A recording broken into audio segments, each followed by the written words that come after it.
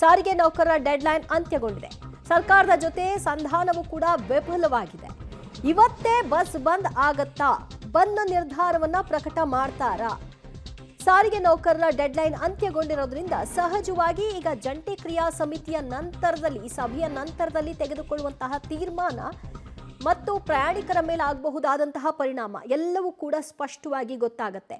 ಆದರೆ ಈಗ ಮೇಲ್ನೋಟಕ್ಕೆ ವ್ಯಕ್ತವಾಗ್ತಾ ಇರುವ ಅಭಿಪ್ರಾಯದ ಪ್ರಕಾರವಾಗಿ ಏಕಪಕ್ಷೀಯ ನಿರ್ಧಾರವನ್ನು ತೆಗೆದುಕೊಳ್ಳಿಕ್ಕೆ ನೌಕರರು ಕೂಡ ಮುಂದಾಗುವಂತೆ ಕಾಣಿಸ್ತಾ ಇಲ್ಲ. ಮತ್ತಷ್ಟು ಮಾಹಿತಿ ಪಡೆಯೋಣ ನಮ್ಮ ಪ್ರತಿನಿಧಿ ಪವಿತ್ರ ಕಡ್ತಲಾರಿಂದ. ಪವಿತ್ರ, ಈಗ ಜಂಟಿ ಕ್ರಿಯಾ ಸಮಿತಿಯ ಸಭೆ ನಡೆಯುತ್ತೆ. ಈ ಸಭೆಯ ನಂತರದಲ್ಲಿ ಅಲ್ಲೇ ತೀರ್ಮಾನ ಪ್ರಕಟ ಮಾಡ್ತಾರಾ? ಡೆಡ್ಲೈನ್ ಅಂತ್ಯ ಆಗಿರೋದ್ರಿಂದ ಮತ್ತು ಸರ್ಕಾರ ಕೊಟ್ಟಂತ ಆಫರ್ನು ಒಪ್ಪಿಗೆ ಕೊಡುವಂತಹ ಲಕ್ಷಣಗಳು ಕಾಣಿಸದೇ ಇರೋದ್ರಿಂದ ಬಂದ್ ಘೋಷಣೆ ಆಗಬಹುದಾ? ದಿವ್ಯ, ಈಗ ಸಾರಿಗೆ ಮುಖಂಡರು ಪ್ರತ್ಯೇಕವಾಗಿರುವಂತಹ ಸಭೆಯನ್ನ ನಡೆಸ್ತಾ ಇದ್ದಾರೆ. ಆ ಪ್ರತ್ಯೇಕ ಸಭೆಯ ಬಳಿಕ ಒಂದು ಒಮ್ಮತದ ನಿರ್ಧಾರಕ್ಕೆ ಬರ್ತಾರೆ. ಅದನ್ನ ಸಭೆಯಲ್ಲಿ ಸಾರಿಗೆ ನೌಕರರ ಮುಂಭಾಗ ಘೋಷಣೆಯನ್ನ ಮಾಡ್ತಾರೆ.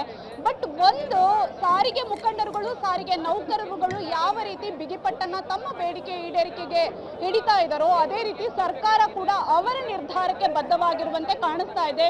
ಸರ್ಕಾರ ಮೇಲ್ನೋಟಕ್ಕೆ ನೋಡ್ತಾ ಇದ್ರೆ ನಿರ್ಧಾರದಲ್ಲಿ ಬದಲಾವಣೆ ಮಾಡುವಂತಹ ನಿರೀಕ್ಷೆಯಲ್ಲಿ ಬಹುಶಃ ಇಲ್ಲ ಅಂತ ಅನ್ನಿಸ್ತಾ ಇದೆ. ಯಾಕಂದ್ರೆ ಆರ್ಥಿಕ ಪರಿಸ್ಥಿತಿ ಕೂಡ ಅದನ್ನೇ ಪದೇ ಪದೇ MD ಅವರು ಕೂಡ ಹೇಳ್ತಾ ಇದ್ರು, ನಮ್ಮ ಇತಿಮಿತಿಯೊಳಗಡೆ ನಿಮಗೆ ಯಾವ ರೀತಿ ಅನುಕೂಲ ಆಗಬೇಕು ಆ ರೀತಿಯಲ್ಲಿ ಮಾಡಿದ್ದೀವಿ ಅಂತ. ಈವನ್ ರಾಮಲಿಂಗಾರೆಡ್ಡಿ ಅವರು ಕೂಡ ಅದೇ ರೀತಿಯ ಸ್ಟೇಟ್ಮೆಂಟ್ ಅನ್ನ ಕೊಟ್ಟಿದ್ದಾರೆ. DK ಶಿವಕುಮಾರ್ ಅವರು ಕೂಡ ಅದೇ ರೀತಿಯ ಸ್ಟೇಟ್ಮೆಂಟ್ ಅನ್ನ ಕೊಟ್ಟಿದ್ದಾರೆ. ಮತ್ತೆ ಮರುಪರಿಶೀಲನೆ ಮಾಡಿ ಆರ್ಥಿಕ ಇಲಾಖೆಯ ಮುಂದೆ ಮತ್ತೆ ಇದನ್ನ ಮಾರ್ಪಾಡು ಮಾಡಿ ಅನ್ನುವಂತ ಹೇಳುವಂತಹ ಮಟ್ಟಿಗೆ ಅದು ತುಂಬಾ ವಿರಳ ಆ ರೀತಿ ಆಗೋದು ಅಂತ ಅನಿಸುತ್ತೆ. ಅದನ್ನ ಹೊರತುಪಡಿಸಿದ್ರೆ ಬಂದ್ನಂತಹ ತೀವ್ರ ಹೋರಾಟದ ಎಚ್ಚರಿಕೆಯನ್ನು ಕೊಟ್ರೆ ಅಥವಾ ಸಾರ್ವಜನಿಕರಿಗೆ ತೊಂದರೆ ಆಗುತ್ತೆ, ಬಿಗಿ ಪಟ್ಟನ್ನ ಹಿಡಿದ್ರೆ ಬಹುಶಃ ಮಾರ್ಪಾಡು ಮಾಡಬಹುದೇನೋ. ಬಟ್ ಈಗಿನ ಪರಿಸ್ಥಿತಿಯನ್ನ ನೋಡ್ತಾ ಇದ್ರೆ ಯಾವುದೇ ರೀತಿ ಬದಲಾವಣೆ ಸರ್ಕಾರದ ಮಟ್ಟದಲ್ಲಿ ಆಗಲ್ಲ ಅಂತ ಅನ್ನಿಸ್ತಾ ಇದೆ. ದಿವ್ಯಾ, ಒಂದು ಸುತ್ತಿನ ಸಭೆಯನ್ನ ನಡೆಸಿ ಅಂತಿಮವಾಗಿ ಏನು ಅನ್ನುವಂತಹ ತೀರ್ಮಾನವನ್ನ ಸಾರಿಗೆ ನೌಕರರ ಮುಖಂಡರು ಪ್ರಕಟ ಮಾಡ್ತಾರೆ. ಇರುವಂತಹ ಸಾಧಕ ಬಾಧಕಗಳ ಬಗ್ಗೆ ಅವರು ಕೂಡ ಅವಲೋಕನ ಮಾಡ್ತಾ ಇದ್ದಾರೆ. ನಾವು ಒಪ್ಪಲ್ಲ ಅಂತ ಪ್ರತಿಭಟನೆಯಲ್ಲಿ ತೊಡಗಿರ್ತಕ್ಕಂತಹ ನೌಕರರು ಹೇಳ್ತಾ ಇದ್ದಾರೆ. ಸರ್ಕಾರದ ಸಂಧಾನ ಸೂತ್ರವನ್ನ ನೌಕರರು ಒಪ್ಪೋದಕ್ಕೆ ಬಿಲ್ಕುಲ್ ರೆಡಿ ಇಲ್ಲ. ಎಲ್ಲಾ ಬೇಡಿಕೆಗಳ ಈಡೇರಿಕೆಗೆ ಅವರು ಒಪ್ಕೋಬೇಕು ಅನ್ನೋದೇ ಅವರ ಬಿಗಿಪಟ್ಟಾಗಿದೆ. ಇವತ್ತು ರಾತ್ರಿಯಿಂದಲೇ ಬಸ್ ಬಂದ್ ಹಾಗಾದ್ರೆ ಫಿಕ್ಸಾ? ಮುಷ್ಕರ ಬಗ್ಗೆ ಸಾರಿಗೆ ಮುಖಂಡರು ಸಭೆಯನ್ನ ಕರೆದಿದ್ದು, ಸಭೆಯ ನಂತರದಲ್ಲಿ ಏನಾಗುತ್ತೆ ಅನ್ನೋದರ ಚಿತ್ತ ಎಲ್ಲರೂ ಕೂಡ ಆ ಕಡೆಗೆ ಗಮನವನ್ನು ಹರಿಸಿದ್ದಾರೆ. ಕೆಲವೇ ಕ್ಷಣಗಳಲ್ಲಿ ಬಂದ್ ಭವಿಷ್ಯ ಏನಾಗುತ್ತೆ ಅನ್ನೋದು ಕೂಡ ಗೊತ್ತಾಗುತ್ತೆ. ಸದ್ಯಕ್ಕಂತೂ ಸರ್ಕಾರದಿಂದ ಹೊತ್ತು ತಂದಂತಹ ಸಂದೇಶ ಒಪ್ಪಿಗೆ ಕೊಡುವಂತಹ ರೀತಿಯಲ್ಲಿ ಕಾಣಿಸ್ಲಿಲ್ಲ. ಅದನ್ನ ಬಹಿರಂಗವಾಗಿಯೇ ನೌಕರರು ಹೇಳಿ ಆಗಿದೆ. ಪೂರ್ಣ ಬೇಡಿಕೆ ಈಡೇರಬೇಕು, ನಿಮ್ಮ ಈ ಅಲ್ಪ ಬೇಡಿಕೆಗಳನ್ನ ಪೂರೈಸುವಂತಹ ನಿಟ್ಟಿನಲ್ಲಿ ಬಂದಿರತಕ್ಕಂತಹ ವಿಚಾರ ಏನಿದೆ ಇದನ್ನ ಒಪ್ಪಲಿಕ್ಕೆ ಸಾಧ್ಯ ಇಲ್ಲ ಅಂತ. ಹೀಗಾಗಿ ಸರ್ಕಾರದ ಜೊತೆಗೆ ಮತ್ತೊಂದು ಸುತ್ತಿನ ಸಭೆಯನ್ನು ನಡೆಸಲಿಕ್ಕೆ KSRTC MD ಕೂಡ ಮುಂದಾಗಿದ್ದಾರೆ. ಈ ಕಡೆ ನೌಕರರ ಸಂಘದ ಮುಖಂಡರು ಕೂಡ ಒಂದು ಸಭೆಯನ್ನು ನಡೆಸ್ತಾ ಇದ್ದಾರೆ.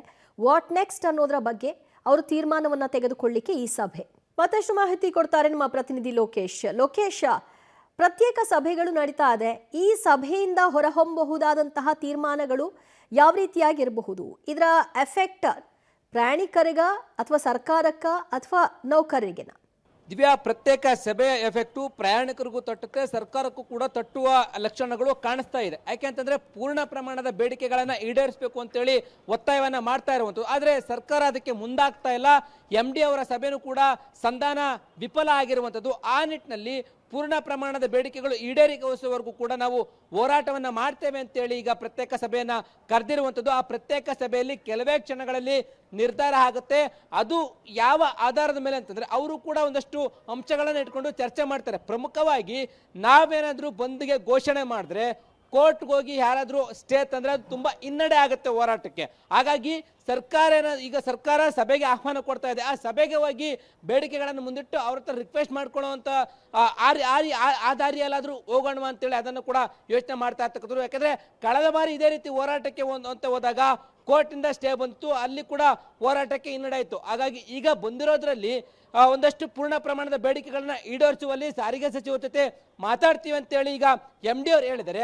ಆ MD ಅವರು ಹೇಳಿರೋ ಹಿನ್ನೆಲೆಯಲ್ಲಿ ಏನೆಲ್ಲ ಮಾತಾಡ್ತಾರೆ, ಮತ್ತೆ ಪ್ರತ್ಯೇಕ ಸಭೆಯನ್ನು ಆಧರಿಸಿ ಬೇರೆಯವರ ಅಭಿಪ್ರಾಯಗಳನ್ನ ಸಂಗ್ರಹ ಮಾಡಿಕೊಂಡು ಯಾವ ರೀತಿ ನಿರ್ಣಯವನ್ನ ಕೈಗೊಳ್ಬಹುದು, ಮುಂದೆ ಆಗ್ಬೋದಂತ ಆಗುವಗಳು ಏನಾಗುತ್ತೆ, ನಮಗೆ ಯಾವ ರೀತಿ ಎಫೆಕ್ಟ್ ಆಗುತ್ತೆ, ಅವೆಲ್ಲ ಅಂಶಗಳನ್ನ ಗಮನದಲ್ಲಿಟ್ಕೊಂಡು ಈಗ ಸಭೆಯನ್ನ ಮಾಡ್ತಾ ಇದ್ದಾರೆ. ಈಗಾಗಲೇ ಜಂಟಿ ಕ್ರಿಯಾ ಸಮಿತಿಯ ಮುಖಂಡರು ಹೇಳುವ ಪ್ರಕಾರವಾಗಿ ನಮಗೆ 2 ಪ್ರಮುಖ ಬೇಡಿಕೆಗಳು ಈಡೇರಿಸುವವರೆಗೂ ಕೂಡ ನಾವು ಹಿಂದೆ ಸರಿಯೋದಿಲ್ಲ ಅಂತ ಹೇಳ್ತಾ ಇದ್ದಾರೆ. ಹಾಗಾಗಿ ಬಹುತೇಕವಾಗಿ ಅವರು ಬಸ್ ಬಂದ್ಗೆ ಸೂಚನೆ ಘೋಷಣೆ ಮಾಡುವ ಸಾಧ್ಯತೆ ಇದೆ, ಅಥವಾ ಬೇರೆ ಏನಾದ್ರೂ ಹಿನ್ನಡೆ ಆಗುವಂತ ಅಂಶಗಳು ಏನಿವೆ ಅಂತೇಳಿ ಚರ್ಚೆ ಮಾಡಿ ನಿರ್ಧಾರವನ್ನ ಕೈಗೊಳ್ತಾರೆ ಅನ್ನುವಂಥದ್ದು ಕೂಡ ಪ್ರಮುಖ ಆಗಿರುವಂಥದ್ದು. ಕೆಲವೇ ಕ್ಷಣಗಳಲ್ಲಿ ಯಾವ ರೀತಿಯ ನಿರ್ಣಯವನ್ನ ಕೈಗೊಳ್ತಾರೆ ಅನ್ನುವಂಥದ್ದು ಕೂಡ ಪ್ರಮುಖ ಆಗುತ್ತೆ. ಮತ್ತೊಂದು ಕಡೆ ಈಗ MD ಅವರು ಏನು ಸಂಧಾನ ವಿಫಲ ಆಗಿದೆ ಅದನ್ನು ಸಾರಿಗೆ ಸಚಿವರಿಗೆ ತಿಳಿಸ್ತಾರೆ, ಸಚಿವರಿಗೆ ತಿಳಿಸಿ ಬೇಗನೆ ಸಭೆ ಮಾಡೋ ರೀತಿಗೆ ಅಂದ್ರೆ ಮುಂದಾಗ್ತಾರೆ ಅನ್ನುವಂಥದ್ದು ಕಾದು ನೋಡಬೇಕಾಗಿರೋದು. ದಿವ್ಯಾ.